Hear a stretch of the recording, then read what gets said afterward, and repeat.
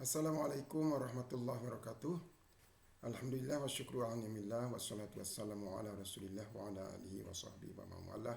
Asyhadu an la ilaha illallah wahdahu la syarikalah wa asyhadu anna muhammadan abduhu wa rasuluh. Amma ba'du.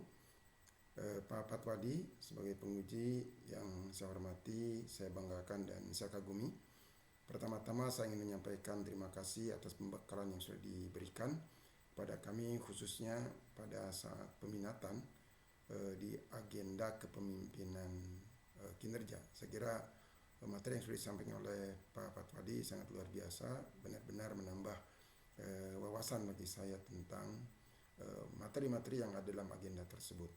Selanjutnya izinkan saya untuk menyampaikan strategi pembelajaran untuk mata pelatihan manajemen perubahan sektor publik.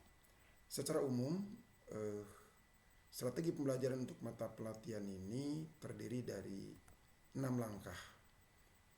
Langkah pertama adalah pembukaan, tentu saja. Itu sudah biasa. Saya akan menyapa peserta, mengucapkan salam, memperkenalkan diri, menguraikan tujuan pembelajaran, termasuk hasil belajar dan indikator hasil belajar yang ingin dicapai, serta menjelaskan strategi pembelajaran yang akan ditempuh selama 1 hari penuh, yaitu kurang lebih 9 JP itu. Langkah yang kedua, yaitu penyampaian berbagai isu strategis yang berimplikasi kepada tuntutan perubahan organisasi publik. Meskipun ini tidak menjadi materi pokok, tetapi saya kira ini adalah penting untuk mengingatkan dan menyadarkan mereka, para peserta, betapa pentingnya perubahan itu untuk dilakukan.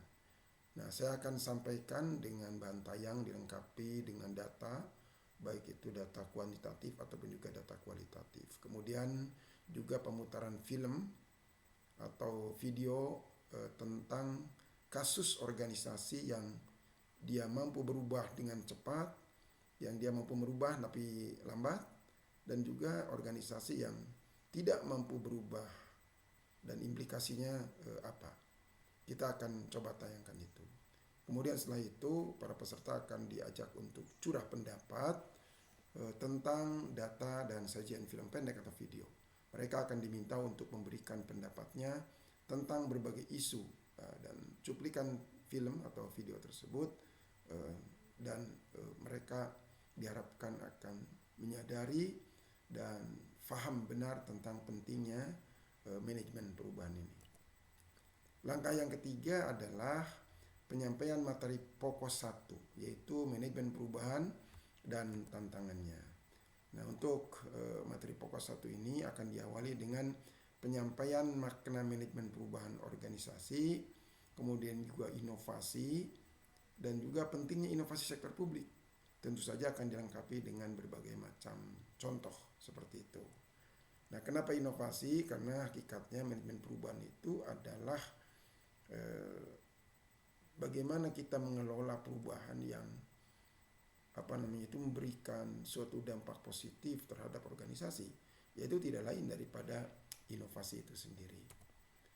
Nah, kemudian dilanjutkan dengan pemaparan, diskusi dan tanya jawab serta brainstorming tentang tantangan manajemen perubahan sektor publik saat ini dan juga ke depan. Dan diakhiri tentu saja untuk tahap yang ketiga ini dengan penyimpulan materi pokok 1. Peserta akan diajak untuk menyimpulkan tentang pembelajaran materi pokok 1 itu dengan cara bertanya terlebih dahulu kepada mereka. Mereka mungkin beberapa orang disuruh untuk menyampaikan pendapatnya tentang poin-poin penting yang didapatkan dari penyampaian materi pokok 1 tersebut, dan akhirnya akan dibulatkan apa kesimpulan dari materi pokok 1 tersebut. Kemudian langkah yang keempat adalah penyampaian materi pokok 2, yaitu tentang mengelola perubahan organisasi. Akan diawali dengan curah pendapat tentang bagaimana langkah-langkah mengelola perubahan.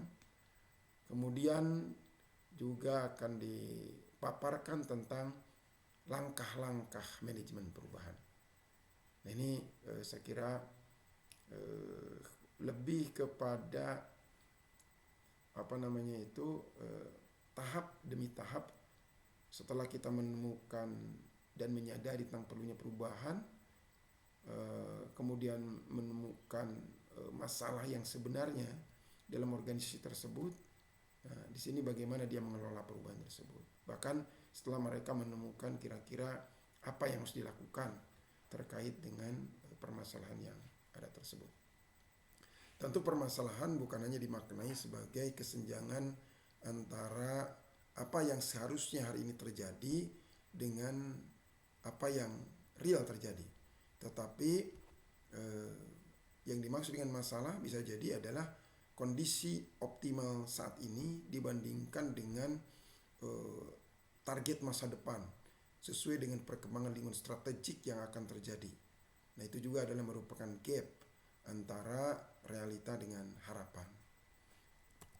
Nah, masih pada langkah yang keempat, akan dilanjutkan dengan pemutaran cuplikan video tentang organisasi yang sukses dalam mengelola perubahan. Kemudian nanti akan ditekankan tentang pentingnya pengelolaan perubahan tersebut. Nah, beberapa contoh misalnya saya akan sampaikan bagaimana PT Telkom misalnya itu dia melakukan berbagai macam perubahan untuk tetap eksis. Kemudian juga PT Kereta Api Indonesia, kemudian Google misalnya itu, Apple, Grab, Gojek, itu adalah merupakan contoh-contoh real dari organisasi yang dia mampu beradaptasi, bahkan dia itu bukan hanya mampu merubah, tetapi dia justru dia membuat suatu perubahan yang berimplikasi kepada perlunya perusahaan-perusahaan lain berubah juga. Tentu video yang diputar ini video yang belum diputar pada langkah yang pertama sebelumnya. Kemudian tentu saja masih pada langkah ini penyimpulan materi pokok 2. Peserta nanti akan diajak kembali untuk menyimpulkan tentang pembelajaran materi pokok 2 itu. Beberapa peserta akan diminta atau secara sukarela menyampaikan poin-poin penting dari apa yang telah dipelajari pada materi pokok 2 ini, dan akhirnya nanti saya sebagai fasilitator akan menyimpulkannya. Kemudian yang kelima adalah penyampaian materi pokok 3, yaitu menganalisa permasalahan perubahan. Nah, tahapan ini akan dilakukan dengan cara diskusi kelompok dan presentasi. Diawali dengan menentukan unit organisasi sampel. Jadi setelah kelompok itu terbentuk, kemudian nanti di antara peserta itu unit organisasi ini ada yang dijadikan sebagai sampel untuk dianalisis. Nah, kemudian nanti akan masuk ke langkah-langkah mendiagnosis kebutuhan perubahan, kemudian mencari dan menemukan permasalahan yang sebenarnya, kemudian mencari dan menemukan solusi inovatif bagi permasalahan tersebut, dan tentu saja mereka diminta juga untuk menentukan langkah-langkah dalam mengelola perubahan tersebut. Nah, akhir dari langkah yang kelima ini adalah presentasi. Jadi mereka akan diminta untuk mempresentasikan hasil diskusi kelompok. Ya, tentu saja setelah presentasi satu kelompok yang lain nanti akan diminta untuk menanggapinya. Dan terakhir saya sebagai fasilitator akan memberikan komentar, kemudian juga apresiasi, baik itu terhadap jalannya diskusi ataupun juga terhadap hasil diskusi yang telah mereka dapatkan, seperti itu. Kemudian langkah terakhir yaitu langkah yang ke-6, penutup. Ini akan kita lakukan kurang lebih 10 menit. Nah, ada 3 poin penting. Pertama adalah menyimpulkan secara umum, maksudnya bersama-sama peserta, kemudian melaksanakan evaluasi substansi ataupun juga evaluasi terhadap proses pembelajaran. Ini akan dilakukan dengan 2 cara. Pertama adalah mereka akan diminta untuk memberikan respon terhadap simbol-simbol yang akan digambarkan di muka, di papan tulis seperti itu. Apakah mereka itu puas dengan pembelajaran yang telah diikutinya itu, atau mereka biasa saja atau mungkin mereka itu justru kecewa. Kemudian juga kita akan atau saya akan menyampaikan evaluasi secara lisan. Beberapa orang diminta untuk memberikan respon terhadap proses pembelajaran yang telah dilakukan itu. Dan terakhir tentu saja adalah kalimat penutup, ucapan terima kasih, apresiasi kepada peserta, dan memberikan motivasi kepada mereka agar terus belajar, dan tentu saja adalah permohonan maaf jika dalam proses pembelajaran itu, khususnya saya sebagai fasilitator, ada hal-hal yang kurang berkenan di hati mereka. Demikian Pak Penguji, Mas Fatwadi yang bisa sampaikan terkait dengan strategi pembelajaran yang akan saya lakukan untuk mata pelatihan manajemen perubahan sektor publik. Terima kasih. Billahi fi sabilil haq. Assalamualaikum warahmatullahi wabarakatuh.